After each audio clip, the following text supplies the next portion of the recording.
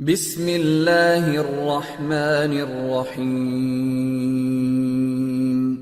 رب زدنی علما۔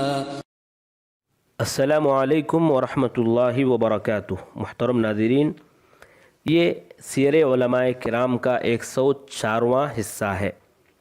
آئیے آج کی اس ویڈیو میں معلوم کرتے ہیں ایک مشہور و معروف مذہب احناف کے عالم ابو بکر الجصاص کے بارے میں۔ ابو بکر الجصاص، ان کا نام کیا ہے؟ احمد بن علی الرازی۔ ابو بکر یہ کنیت ہے، جصاص لقب ہے۔ ان کو اگر آپ کتابوں میں دیکھیں گے تو ان کا نام مختلف انداز میں لیا جاتا ہے۔ کوئی جصاص صرف جصاص کہہ کر لکھتے ہیں، کوئی الجصاص الحنفی کہہ کر لکھتے ہیں، کوئی ابو بکر رازی کہہ کر لکھتے ہیں، اور کوئی ابو بکر جصاص، اسی پر اکتفا کرتے ہیں۔ رے میں پیدا ہوئے اس لیے رازی کہا جاتا ہے۔ رے میں پیدا ہوئے اس لیے رازی کہا جاتا ہے۔ جصاص لقب کیوں پڑا؟ جصاص لقب اس لیے پڑا کہ آپ چونا بیچنے کا یا چونا بنانے کا کام کرتے تھے، اس لیے آپ کو جصاص کہا جاتا ہے۔ البتہ مترجمین یہ تو نہیں بتائے ہیں کہ آپ کتنے سال تک یہ کام کرتے رہے، چونا بنانے کا یا چونا فروخت کرنے کا، جس کے لیے آپ کا لقب جصاص پڑا۔ آپ 305 ہجری میں پیدا ہوئے، رے میں پیدا ہوئے، اور ان کی ابتدائی زندگی کیا ہے، کیسی گزری، ابتدائی تعلیم کیا ہے، ان کے خاندان کے متعلق مترجمین خاموش ہیں، اور تاریخ کی کتابیں بھی خاموش ہیں۔ نہ ان کی خاندان کی حالات معلوم ہوئی، نہ ان کی ابتدائی تعلیم کے متعلق کچھ باتیں معلوم ہوئی۔ البتہ یہ بات معلوم ہوتی ہے، یہ بات ملتی ہے کہ 325 ہجری کو جب آپ 20 سال کے تھے تو پہلی مرتبہ آپ رحلت کیے تھے، اور جانتے ہیں اس زمانے میں رحلت کرنا یہ ہر عالم کے لیے ضروری تھا، کیونکہ علماء مختلف جگہوں پر بٹے ہوئے تھے۔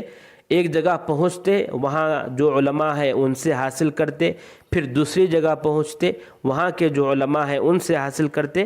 اس طرح مختلف جگہوں سے علم حاصل کرنے کے بعد ایک عالم ایک زبردست علم اپنے اندر پیدا کرتا تھا۔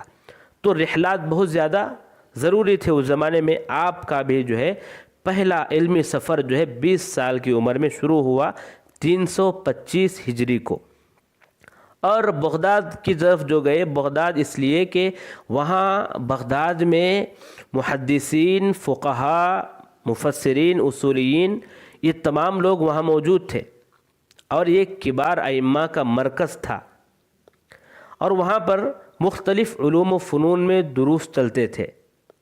وہاں احناف کے بڑے بڑے جو علماء ہیں ان کے پاس گئے، اور ان سے آپ نے استفادہ کیا، ان سے علم حاصل کیا۔ جیسے ابو الحسن کرخی ہیں، ابو اسہل زجاجی، عبد الباقی بن قانع، ان سے حدیث سنا، اور اسی طرح دعلج بن احمد بن دعلج۔ بغداد میں علم حاصل کرنے کے بعد آپ اہواز کی طرف رحلت کیے، اہواز میں کچھ علم حاصل کیا، پھر دوبارہ وہاں سے بغداد واپس آئے، اور وہاں پر ابو الحسن کرخی رحمہ اللہ کو لازم پکڑ لیا، ان سے علم حاصل کیا۔ اور چونکہ ابو الحسن کرخی علم والے بھی تھے، صاحب ورع تھے، زہد و تقوی والے تھے، تو ان سے ان دونوں چیزوں کو آپ نے حاصل کیا، علم بھی حاصل کیا اور زہد و ورع بھی ان سے حاصل کیا۔ اور ان کے دونوں کے تعلقات کتنے ہیں اور کیسے یہ لوگ رہتے تھے، یہ ان کی کتابوں سے آپ اندازہ لگا سکتے ہیں کہ ان کی کتابوں میں آپ دیکھیں گے یہ ابو الحسن کرخی رحمہ اللہ کی اقوال کو بہت زیادہ نقل کرتے ہیں، بہت زیادہ ذکر کرتے ہیں۔ اس کے بعد بغداد میں جب تک رہے اس کے بعد اپنے استاد کے مشورے سے نیساپور کی طرف آپ رحلت کیے، اور نیساپور بھی اس زمانے میں علم والوں کا شہر تھا، اور وہ وہیں تھے جب ان کے استاد کا انتقال ہو گیا، ان کے استاد کی وفات ہو گئی۔ ان کے استاد کی وفات کب ہوئی؟ ابو الحسن کرخی رحمہ اللہ کی 340 ہجری کو، اور آپ کو معلوم ہوا 344 ہجری کو، 344 ہجری کو جب آپ کو معلوم ہوا تو آپ فوراً جو ہے بغداد آئے اور وہاں پر دیکھا کہ استاد جہاں پر پڑھا رہے تھے، جس کرسی پر فائز تھے اور جو ہے پڑھاتے تھے، وہاں پر جو ہے جیسے ہی وہ ابو بکر الجصاص پہنچے وہاں پر، تو وہاں اس کرسی کو جو ہے آپ کو دے دیا گیا کہ آپ جو ہے اب تدریس پر فائز ہو جائیں اور جو ہے پڑھائیں۔ اس طرح وہاں پر جو ہے آپ پڑھانا شروع کیے، اور اس زمانے میں ان کے رہنے تک جو ہے مذہب حنفیہ کی ریاست انہی تک تھی۔ اب آئیے ان کی صفات کے بارے میں چند باتیں کرتے ہیں۔ آپ جیسا کہ میں نے کہا صاحب ورع تھے، زاہد و متقی تھے۔ ابن کثیر رحمہ اللہ فرماتے ہیں کہ وہ عابد تھے، زاہد تھے، صاحب ورع تھے۔ ان کے وقت میں مذہب حنفیہ کی ریاست انہی تک تھی، اور طلبہ ان کے پاس مختلف جگہوں سے آتے تھے۔ امام ذہبی رحمہ اللہ فرماتے ہیں کہ وہ زاہد تھے، وہ علم کے ساتھ ساتھ عبادت والے تھے، حتیٰ کہ ان کی حالت عبادت میں رہبانیت تک تھی، یعنی اس کے قریب تک تھے، مکمل طور پر نہیں، وہ غلط چیز ہے، اس کے قریب تک تھے، اتنی جو ہے عبادت میں آپ مشغول رہا کرتے تھے۔ آپ کو 2 مرتبہ قاضی بننے کو کہا گیا، لیکن دونوں مرتبہ آپ نے صاف انکار کر دیا۔ اس سے یہ اندازہ کوئی یہ نہ لگائے کہ آپ دنیا سے بیزار تھے، دنیا سے دور تھے، نہیں، بلکہ عمرا اور بادشاہوں کو باقاعدہ جو ہے نصیحت کیا کرتے تھے۔ جیسا کہ ابن کثیر رحمہ اللہ فرماتے ہیں کہ ان کے زمانے میں روم سے جنگ کرنے کی بات تھی، تو جن لوگوں نے عمراء کو اور بادشاہوں کو سمجھایا، ابھارا، ان لوگوں میں سے ابو بکر الجصاص بھی تھے۔ دوسری خصوصیت، آپ حق بولنے میں ڈرتے نہیں تھے۔ ان کی تفسیر اٹھا کر دیکھیں آپ، اس میں آپ کو کئی ایسے مسائل ملیں گے جس میں جو ہے آپ باتیں جو ہے کہہ دیتے ہیں، جیسا کہ موروثی خلافت کے متعلق آپ نے جو ہے ایک آیت کے تحت تفسیر میں آپ نے ذکر کیا کہ یہ غلط چیز ہے، حالانکہ اس زمانے میں جو ان کا زمانہ تھا وہ زمانہ ویسا ہی تھا کہ موروثی خلافت جو ہے چلا کرتا تھا، تو آپ نے بالکل جو ہے اس کو غلط کہا، اور اس میں جو ہے حق بولنے میں آپ کبھی ڈرتے نہیں تھے۔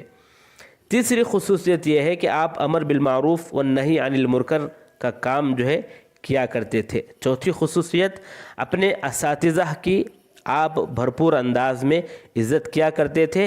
اساتذہ نہیں صرف، بلکہ آپ کے جو اقران تھے ان کی بھی عزت کرتے تھے، اور یہاں تک میں کہوں کہ آپ اپنے تلامذہ کی بھی جو ہے عزت کیا کرتے تھے۔ واقعات موجود ہیں، میں واقعات میں نہیں جانا چاہتا۔